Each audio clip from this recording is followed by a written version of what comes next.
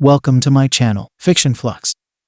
Today, we're going to start a brand new fanfic. What if Gojo was in MHA? Let's not waste any time and dive right in. Satoru knew something was wrong as soon as he woke up. It wasn't the fact that he was in an unfamiliar alley, or that it was nighttime and raining, though those were all bad, but everything just felt off, like that feeling when you take a long nap and everything feels strange after you wake up. Like you're in a parallel universe or something. It's freezing. The icy rain soaked him to the bone, and he could already feel a nasty cold coming on. I would kill for a blanket and some hot cocoa right now. How long have I been lying here for?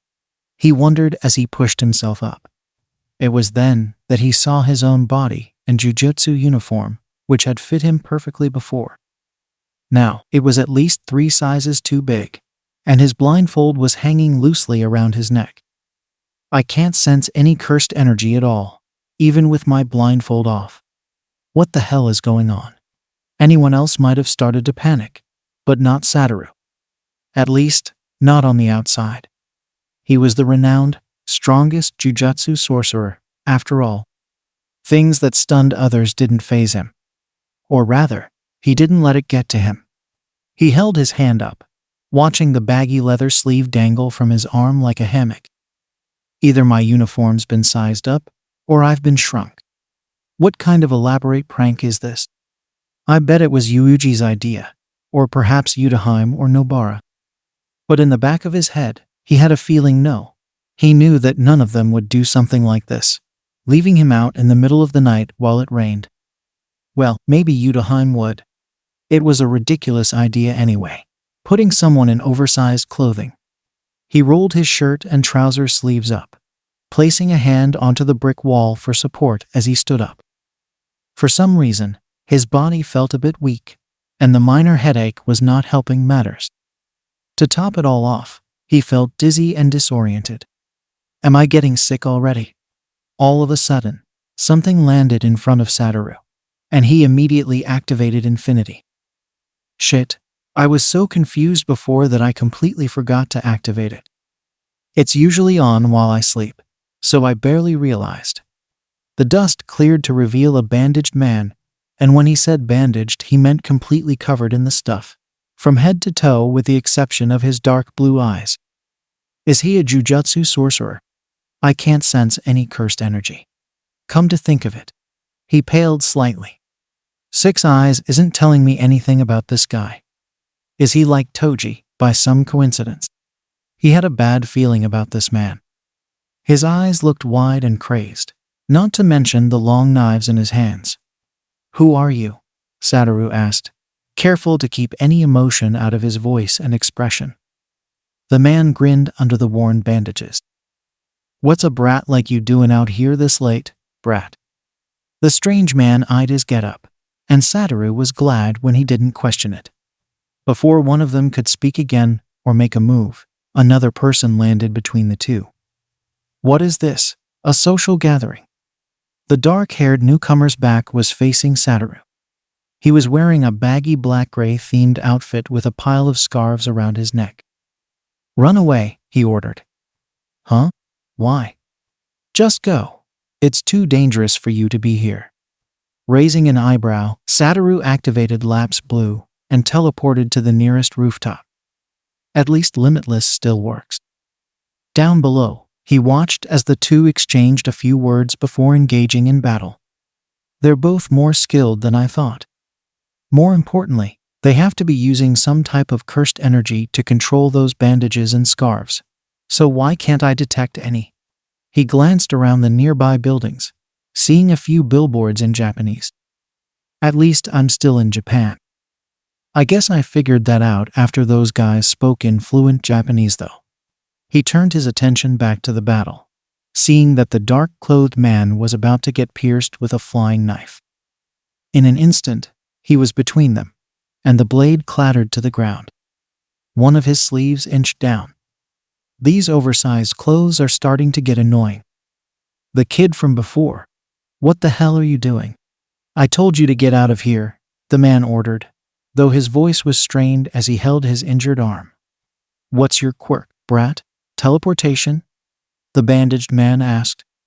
Seriously, why do they keep calling me a brat? I know I look young for my age, but not that young. What's a quirk? The man laughed. Don't play dumb. His eyes suddenly narrowed. If you insist, I guess I'll just have to choke it out of you. Run, the other man yelled. Time slowed down, and Satoru saw a bunch of bandages heading his way, like a group of snakes, all coming from the bandaged man's body. If this is all he can do, this guy won't be a problem. He grabbed the dark-haired man and teleported just outside the alley, setting him down. He reappeared behind Bandage Man, all within a single second, grinning. Boo. He jumped, whipping around. Sneaky little bastard. Die. But instead of wrapping around his neck, the barrage of bandages stopped right before coming into contact with Satoru. What the hell? Ah, not what you were expecting. It's okay, you can try again. Pissed off, Bandage Man tried again and again, only to be stopped by his infinity. Damn it, what the hell is your quirk? I don't even know what a quirk is. Don't lie to me, everyone knows what a quirk is. Yeah, well I don't. Gimme a crash course, sensei. Don't make fun of me, freaking brat. I'm not a brat. Bandage Man scoffed. Yes you are. Play and dress up in those clothes won't make you an adult, kid. Satoru resisted the urge to activate his domain just to shut the man up. It was unnecessary for someone as weak as Bandage Man though. What is it with me today? It's like I have less control over myself. Hands up, Kirigaya Bunzo. Under the authority of the Tokyo Police Force, due to multiple offenses including robbery, murder, aggravated assault, and unauthorized quirk usage, you are now under arrest, a new voice announced, and Satoru turned around to see a few officers with guns aimed at the man. Kirigaya Bunzo is his name, huh? Get down, kid, one of them yelled at Satoru. The bandages headed towards the officers suddenly went limp and dropped to the ground, confusing everyone. It's no use, I erased your quirk, the dark-haired man from earlier said, walking up to the scene as an officer cuffed Kirigaya. The man muttered curses as he was taken away in a police cruiser, aimed mostly towards Satoru and the man from before. As soon as the police cars were all gone, the man led him onto the sidewalk outside the alleyway. Now that he had a better look at him, Satoru saw that he looked incredibly sleep-deprived and pale, almost like a vampire. Except vampires probably didn't look that disheveled. Can't judge a book by its cover, I guess. Hopefully this guy can get me some answers. The man took a deep breath. Before I start lecturing you, I want to know your name. They locked eyes. Why is this guy so damn tall? Aizawa Shota, he said to Satoru. Is it me or is everything getting blurry? Crap, the dizziness is getting worse. Gojo. Satyr. He didn't get to finish that sentence before he collapsed to the ground. Satoru felt a strange sense of déjà vu as he woke up in an unfamiliar place for the second time in a row. Except this time, he felt much more comfortable. Where am I now? He sat up in the bed, glancing around the room. It's morning. Geez, how long was I knocked out for?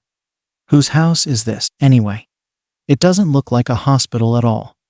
As the blanket slid down, he saw that his top had been removed, leaving him in his also oversized white tank top.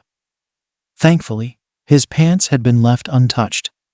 He glanced to his left and saw his blindfold on the side table. He tried to remember what had happened before waking up, vaguely recalling a strange bandaged man fighting someone else, a man dressed in black. The door opened, and a somewhat familiar-looking man walked in, blinking at Satoru's presence. Oh right, it's this guy. Seeing his sleep-deprived-looking face, a memory resurfaced, and he recalled talking to this man. You're Aizawa Shota, he asked as the man pulled up a chair to sit by him. Yeah, and we need to talk, Gojo Satoru. About what? Aizawa sighed. Unauthorized quirk usage. Normally, I'd have to turn you in, but seeing as you're just a kid, and you saved my life. I'm gonna let it slide. But just this once. I'm 28. The man raised an eyebrow, not even entertaining the thought. I don't believe you.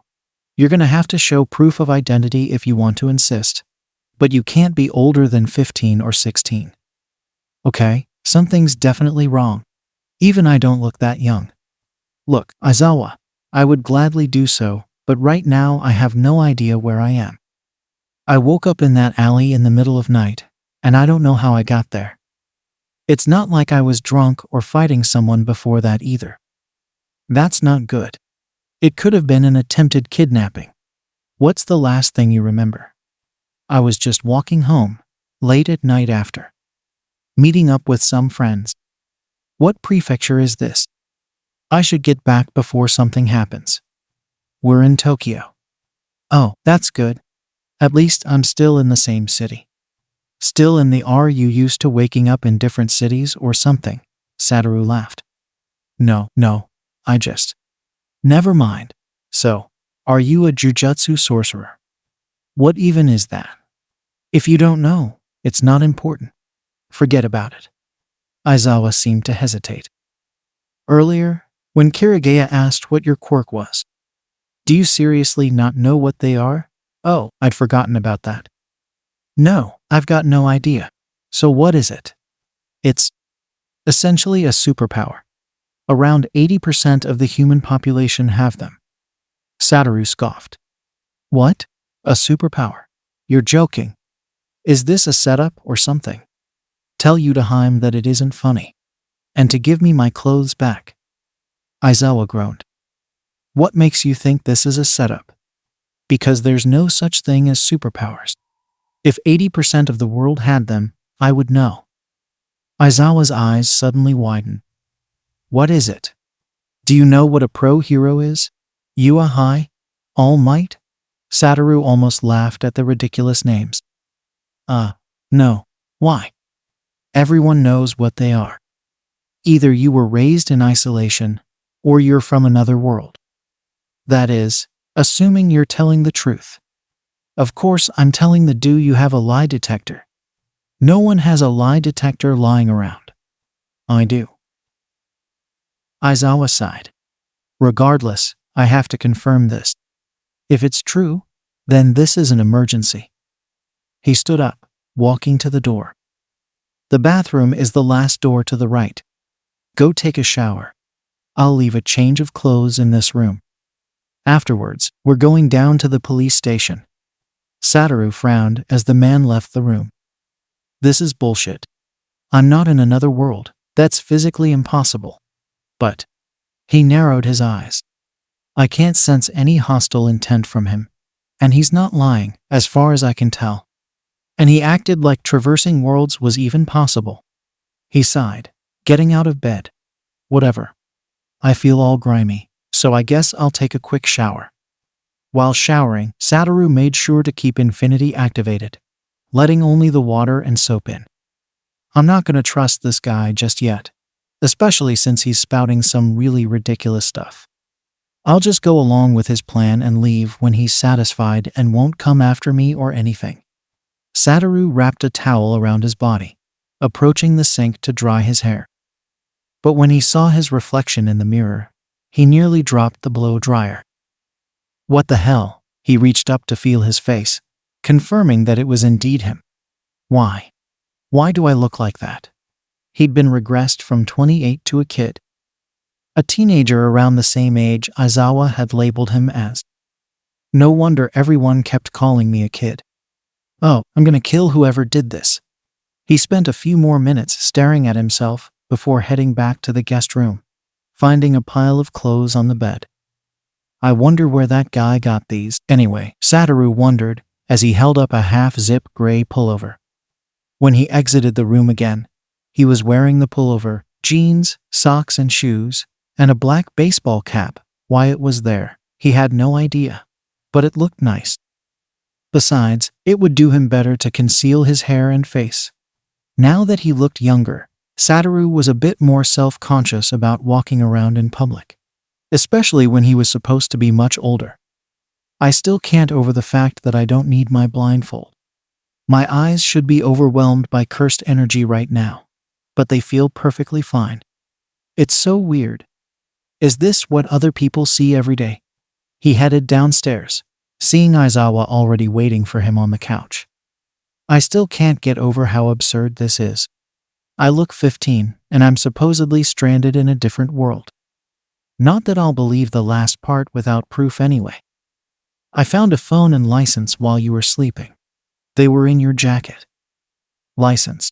What license? Looking through a stranger's stuff while they're unconscious? Rude. Don't be petty. He held up a familiar card.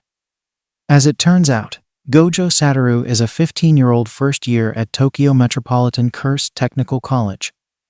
Satoru paled. I haven't seen that card in years. Aizawa sighed.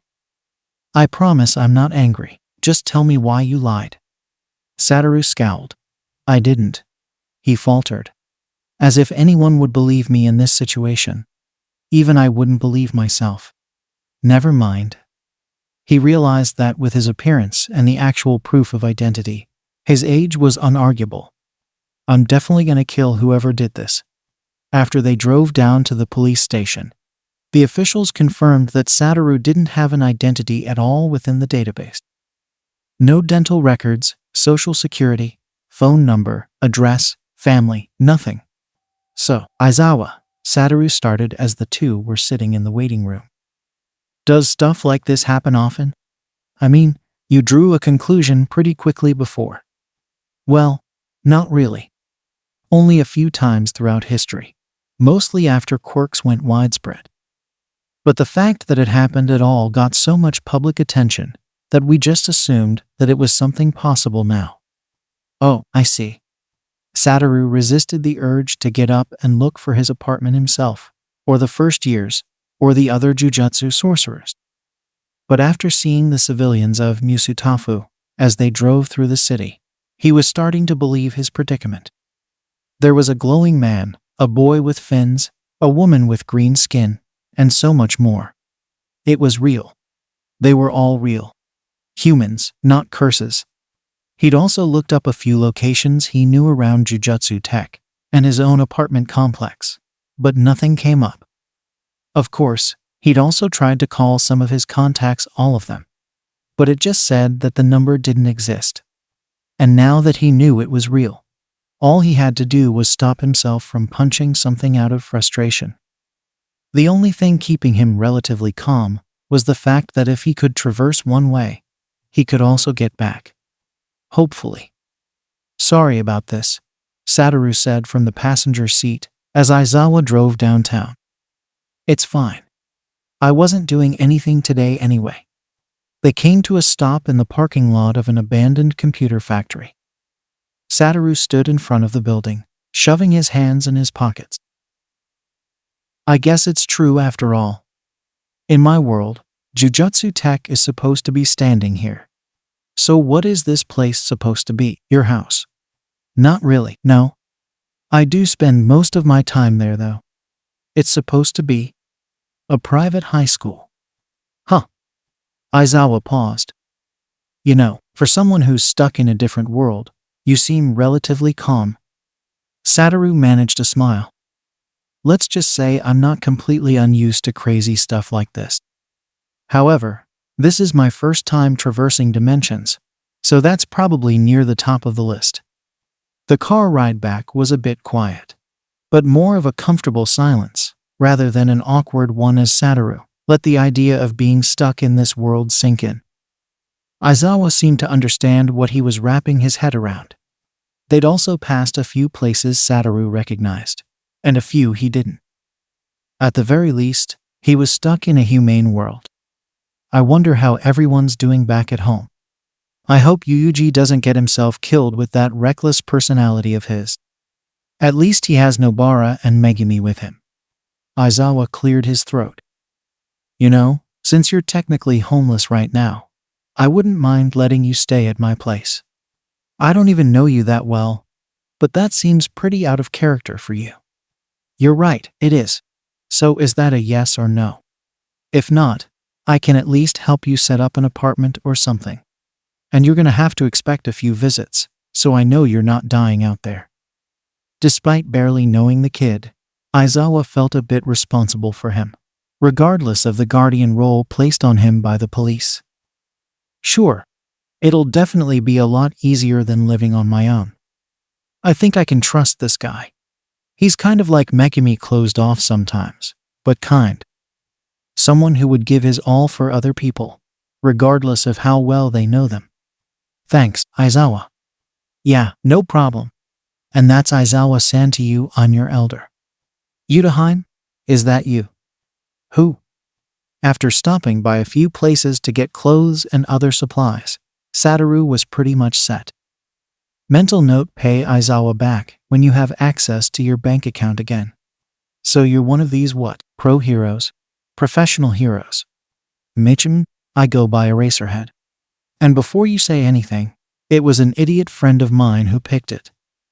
Satoru imagined Aizawa with the literal head of an eraser, disguising his laugh with a cough. "And you have one of those quirks too?" "Erasure. I can erase people's quirks by looking at them. Isn't that, like, really powerful? When it comes to people who depend on their quirks, yeah. But there are plenty of villains who are skilled, even without using them, like Kirigaya. If it weren't for you, that knife might have killed me." For reference, his quirk was controlling the bandages wrapped around him, but he was also good with blades. Aizawa set the curry rice on the table. "This is actually good. I didn't peg you for the type of guy who could cook," Satoru said while chewing. An irk mark appeared on Aizawa's head as he sat down. "Anyway, I've been meaning to ask, but what exactly is your power, since you don't have quirks in your world?" "Limitless and 6 eyes. 2 of them. It's rare to be born with more than one type of jujutsu, though. I'm an exception." Satoru leaned forward. "I'm a jujutsu sorcerer. We're the people who exercise curses, who are, to put it simply, the bad guys.